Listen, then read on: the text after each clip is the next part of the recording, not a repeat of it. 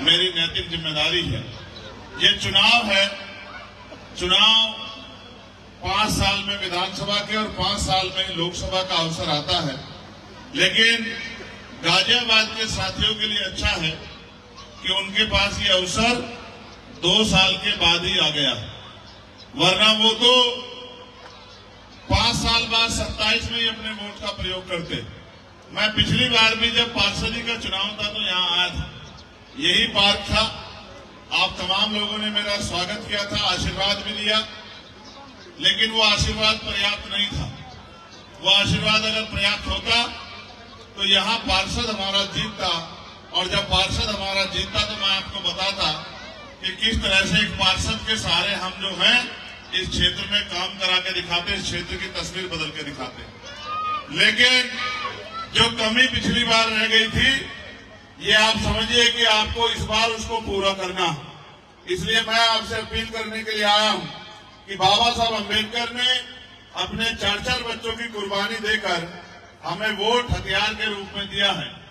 जिस तरह शिक्षा हमारा हथियार है, उस तरह वोट भी हमारा हथियार है, और दोनों ही हथियारों पे सरकार की ताकत लगी है कि दोनों हथियार कमजोर हो जाएं। जहां जानबूझ के शिक्षा को बाजारीकरण करके, निजीकरण करके गरीबों की पहुंच से दूर किया जा रहा है, आप महसूस करके देखिए, अगर बाबा साहब अम्बेडकर ना पढ़ते, अगर चंद्रशेखर आजाद ना पढ़ता, तो क्या आज अपनी बात को दमदारी से पार्लियामेंट में रख पाता? क्या पार्लियामेंट में आपके हकों की लड़ाई लड़ पाता? क्या जो अभी 3 दिन पहले मैंने सरकार पूछा इस निगम सरकार से कि SC, ST, OBC और मुस्लिम कितने कर्मचारियों को कहां पोस्टिंग दी है, क्या इसका जवाब मांग पाता? ये तो धन्यवाद तो आप और मैं सब लोग मिलकर धन्यवाद देते हैं डॉक्टर बाबा साहब अम्बेडकर का, जिन्होंने अपने 4-4 बच्चे कुर्बान करके और हमें ये ताकत दिया, अवसर दिया कि हम भी इस भारत में सम्मान की जिंदगी प्राप्त कर सके। इसलिए मैं आपसे कहना चाहता हूं कि जहां एक तरफ शिक्षा को कमजोर करके हमसे हमारे सवाल करने के अधिकार को छीना जा रहा है, वहीं दूसरी तरफ नोट से वोट को खरीदकर, और पहले नोट रात के अंधेरे में बांटी जाती थी, चुनाव से 2 दिन पहले किसी बचौलिए के जरिए आता था आदमी कि भाई चुपचाप नोट ले लो और वोट हमको डाल देना। अब सरकार ऐसी स्कीम लाई है किसी बहन योजना के नाम पे, किसी भाई योजना के नाम पे, कि चुनाव से पहले 7-8 हजार रुपए गरीबों के खाते में डाल देते हैं। जो रोटी के लिए मोहताज है, उनके लिए 7-8 हजार रुपए बड़ी रकम होती है, और वो स्वाभिमानी लोग हैं, ईमानदार लोग हैं, ये सोचते इन्होंने हमें 7-8 हजार रुपए दिए तो हम इनको वोट दे देते हैं, मगर वो ये भूल जाते हैं कि ये जो वोट आपको मिला है, ये बाबा साहब ने आपको गुलामी की बेड़ियां काटने के लिए दिया है। ये वोट आपको अपनी जिंदगी में बदलाव के लिए दिया है। अभी भाई सतपाल कह रहे थे कि यहाँ स्कूल नहीं है, यहाँ कॉलेज नहीं है, यहाँ हॉस्पिटल नहीं है। क्यों नहीं है? इस सवाल का जवाब आप अपने आप से पूछो। यहाँ इसलिए नहीं है क्योंकि यहाँ रहने वाले लोगों को वो आज भी इंसान नहीं मानते। जिनको वो इंसान मानते हैं, उन बस्तियों में बढ़िया काम कराते हैं, वहाँ साफ सफाई होती है, वहाँ इज्जत की जिंदगी लोगों को मिल रही है, और आपके हिस्से में आज भी बेकदरी आ रही है। इसलिए मैं आपसे कहना चाहता हूँ कि ये वोट हमारा हथियार है, इसका प्रयोग इतनी समझदारी से होना चाहिए कि सांप भी मर जाए और लाठी भी ना टूटे। एक तरफ जहाँ हमें सत्ता में बैठी भारतीय जनता पार्टी को वोट की चोट से सबक सिखाना है, वही हमें अपनी ताकत भी बनानी है कि जिस तरह अकेला चंद्रशेखर आजाद, बताओ पार्लियामेंट में सबसे ज्यादा बोलता है नहीं बोलता है? बताओ। चाहे पुरानी पेंशन का मामला हो, चाहे PRD के जवानों का मामला हो, चाहे पुलिस के जवानों का मामला हो, चाहे मजदूरों की न्यूनतम वेतन का मामला हो, जो मैंने 29 जुलाई को उठाया था और उसके बाद सरकार को 783 रुपए न्यूनतम वेतन करना पड़ा, चाहे आशा आंगनबाड़ी वर्करों के वेतन वृद्धि का मामला हो, चाहे भोजन माता के वेतन वृद्धि का मामला हो, चाहे ग्राम रोजगार सेवक चौकीदार के वेतन वृद्धि का मामला हो, चाहे पढ़े लिखे नौजवान के बेरोजगारी का मामला हो। आज ही मैंने सवाल पूछा है कि 1,42,000 वैकेंसी है टीचरों की, पढ़े लिखे बच्चे बेरोजगार घूम रहे हैं, उनको नौकरी रोजगार क्यों नहीं देती सरकार? 69,000 शिक्षक भर्ती में पिछड़े दलित वर्ग के बच्चों के साथ घोटाला करके 20,000 पदों को लूटने का काम किया, तो न्याय क्यों नहीं करती सरकार? और महिलाएं, जहां महिलाओं पे आज जुर्म ज्यादती हो रही है, जहां महिलाएं जो है आज बेबस लाचार है, न सुरक्षा न संरक्षण है, मैं आपको विश्वास दिलाता हूं धीरे धीरे ताकत बढ़ेगी। अभी आपका चंद्रशेखर एक छोटे पौधे की तरह है, धीरे धीरे आपके संरक्षण में वो पौधा बड़ा होगा। और मैं आपको विश्वास दिलाता हूँ, जिस दिन आपके आशीर्वाद से और वोट की ताकत से वो ताकतवर हो गया, फिर मैं लिख के देता हूँ कि किसी महिला को घर में परेशान नहीं होना पड़ेगा। उनको कुटीर उद्योग लगा के घर पे रोजगार देने का काम हम लोग करेंगे। इस बात की भी मैं आपको वचन देता हूँ। हम तो कोशिश कर रहे हैं कि महापुरुषों के सपने को आगे बढ़ाने के लिए अपने जीवन का जो भी योगदान हो सकता है उसको दो। और आज ये भी जानते हो, इस कड़ी में जब मैं पिछली बार आया था तब ये हालत नहीं थी, लेकिन आपको पता है उसके बाद मुझे गोली भी खानी पड़ी। 4 गोली मेरे ऊपर चलाई गई और उसको चलाने का एकमात्र मकसद था, क्योंकि वो जानते हैं कि ये बाबा साहब अम्बेडकर और काशीराम साहब के सपनों पे काम करने वाला ईमानदार सिपाही है। अगर इसको ऐसे नहीं रोक सकते, इसको खरीद नहीं सकते, तो इसको जान से मार दो। मैं मानता हूं कि जब तक मेरी माँ बहनों का आशीर्वाद और मेरे बड़ों का हाथ मेरे सर पे है, जब तक ईमानदारी से हम लोग काम कर रहे हैं, इन गोलियों से कुछ नहीं होने वाला। जब तक आपका आशीर्वाद मेरे साथ रहेगा, मैं आपको विश्वास दिलाता हूं कि आपने हमेशा मुझे ताकत दी है। एक बार इस ताकत को और मजबूत कीजिए। यहाँ आप इतनी संख्या बल पे हैं, आप चाहे तो अपने आप अपना एमएलए बना सकते हैं। यहाँ और भी प्रत्याशी लड़ रहे हैं, सब अच्छे हैं, मैं किसी को बुरा नहीं कह रहा हूँ। मगर मैं आपसे पूछना चाहता हूँ, क्या चंद्रशेखर आजाद से ईमानदार आपके लिए काम करने वाला कोई आज है? हाथ उठा के बताओ, ईमानदार से है क्या? तो बताओ, क्या चंद्रशेखर आजाद को ताकत मिलनी चाहिए, नहीं मिलनी चाहिए? बताओ, क्या एक जैसे लोकसभा में आपका मेंबर है, क्या विधानसभा में आपका मेंबर होना चाहिए, नहीं होना चाहिए? जो इस निकम्मी सरकार से आंख मिला के सवाल पूछे।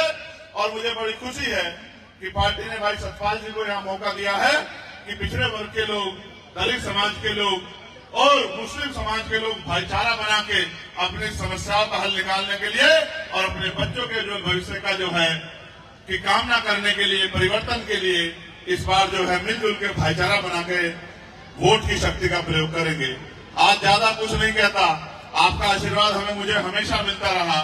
और जिस तरह से ये प्रेम में आके मुझे देखने के लिए यहाँ नीचे बैठी हैं, मैं इन बहनों से कहना चाहता हूँ, वो बहुत दिन दूर नहीं, आपसे वो दिन कि नीचे नहीं बैठना पड़ेगा।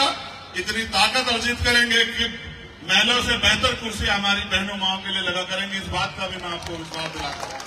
मेरे लिए तो आप ही सब कुछ हो, मेरे लिए तो मान सम्मान सब कुछ आप हो। मैं तो कोशिश कर रहा हूँ कि आने वाली पीढ़ियां इस देश में गुलामी का जीवन ना जिए। इसलिए मैं आपसे अपील करता हूँ और आपसे ये विश्वास भी करता हूँ कि इस बार आप इस लड़ाई में जो पिछली बार कमी रह गई थी पार्षदी में, इस बार विधानसभा में उसको पूरी कर दोगे। कर दोगे नहीं कर दोगे? बताओ, दोनों हाथ उठा के बताओ, करोगे नहीं करोगे पूरी? किसी की बातों में तो नहीं आओगे? ऐसा तो नहीं कोई पैसे वाला आके कहेगा कि छोड़ो चंद्रशेखर को, मारने दो उसको, आप हमारे साथ आ जाओ? तो ऐसा तो नहीं अपने बच्चे का हाथ छोड़ दोगे? पक्का करोगे मदद? बताओ फिर हमारा चुनाव निशान क्या है? बताओ। नहीं, बहुत कम आवाज, इससे ज्यादा तो मेरी अकेले की है। जोर से बताओ क्या निशान? नहीं, ये भी कम है। बताओ, तुम तक आवाज आ रही है क्या? जो वहां खड़े हैं, रुक जाओ, वो बताएंगे। तुम तक आवाज आ रही है क्या भाई? नीली शर्ट आ रही है? चलो अच्छा, जोर से बहनें खड़ी, बताओ आवाज आ रही है क्या? बताओ अच्छा जोर से, क्या है निशान? सिर्फ केतली बताने से काम नहीं चलेगा। आपको अगर वाकई में भरोसा है मेरे ऊपर, पहले बताओ भरोसा है या नहीं है? बताओ। जो 2 हाथ उठाएगा उसी की बात मानी जाएगी। पक्का भरोसा है? तो मेरी एक बात पे गौर कर लो, अगर वास्तविकता में भरोसा है तो फिर अकेला मत छोड़ो, फिर अपने आप काम करो। आपके जेब में फोन है, इस फोन का प्रयोग करो। आपके यहाँ रिश्तेदार रहते हैं, साथी रहते हैं, दोस्त रहते हैं, पार्टनर रहते हैं, आपके अड़ोसी पड़ोसी लोग रहते हैं। आपने वोट दे दे के सबको बनाया है। इस बार आपका नंबर है कि आप सबसे अपील करो कि इस बार आप हमें वोट दो। आप अपने घर से निकल के जिस तरह से आप अपना घर चलाने के लिए 8 घंटे मेहनत मजदूरी करते हैं, अपने बच्चों का पेट पालने के लिए और उनको अच्छी शिक्षा दिलाने के लिए, अच्छे कपड़े दिलाने के लिए, अच्छा पानी पिलाने के लिए, सम्मान के जीवन के लिए, तो इस लड़ाई में भी, सम्मान की लड़ाई में भी 1 घंटे 15-20 मिनट, आधे घंटे का योगदान करो। जिनका परिवार रिश्तेदारी यहाँ है वो फोन करो। माओ को स्पेशल कह रहा हूँ, बेटियों की शादी अगर इस विधानसभा में हुई हो तो उनको फोन करना। बेटों की शादी हुई तो उनको फोन करना, यहाँ आपकी बहन रहती हो, बच्चों की बुआ रहती हो, बच्चों की मासा रहते हो, सबको फोन करके एक ही बात कहनी है कि इस बार इधर उधर नहीं भटकना, इस बार अपने भाई को मजबूत करना, उसके हाथों में ताकत देनी है कि निकम्मी सरकारों से जो अधिकार इन्होंने हमारे छीन रखे हैं वो हमारा भाई वो अधिकार हमें लाके हमारे घरों तक दे और हमें इज्जत सम्मान की जिंदगी मिले। मैं आपका धन्यवाद करता हूं। और आज डॉक्टर अंबेडकर प्रबुद्ध समिति गाजियाबाद पंजीकरण, ये हमारी कमेटी के लोग जगवीर सिंह जी अध्यक्ष जी हैं और इनकी पूरी टीम, जगवीर सिंह जी, डॉक्टर साहब पूरन सिंह जी, जयप्रकाश जी, चंद्रपाल सिंह जी, एडवोकेट हर प्रसाद चांचल जी, परमानंद गौतम जी, कैलाश गौतम जी, वृंदावन बाबू जी, रतनलाल जी, सुनील प्रधान जी, प्रेमचंद मौर्य जी, एडवोकेट रामेती मौर्य जी, अतरपाल जी, हुकुम सिंह जी, धर्मपाल मास्टर जी, खेमचंद जी, राजपाल जी, अनिल जी, रोहित कुमार, गुरचरण जी, जितेंद्र कुमार, एडवोकेट करणपाल सिंह जी, संजीव गौतम जी, पन्नालाल जी, प्रेम सिंह जी फौजी, विजय लक्ष्मी बोध जी, सरोज गौतम जी, शीला गौतम जी, ममता बोध जी, यासिका गौतम जी, मैं अपने इस पूरे परिवार का इस विश्वास के लिए बहुत बहुत धन्यवाद करता हूं। और जितने नेतागण हमारे यहाँ आजाद समाज पार्टी भीम आर्मी के काम कर रहे हैं, अपना समय दे रहे हैं, मेहनत कर रहे हैं, जिस तरह से उन्होंने इस लड़ाई को अपने कंधों पे उठाया है, मैं उन सबकी भी सराहना करता हूं।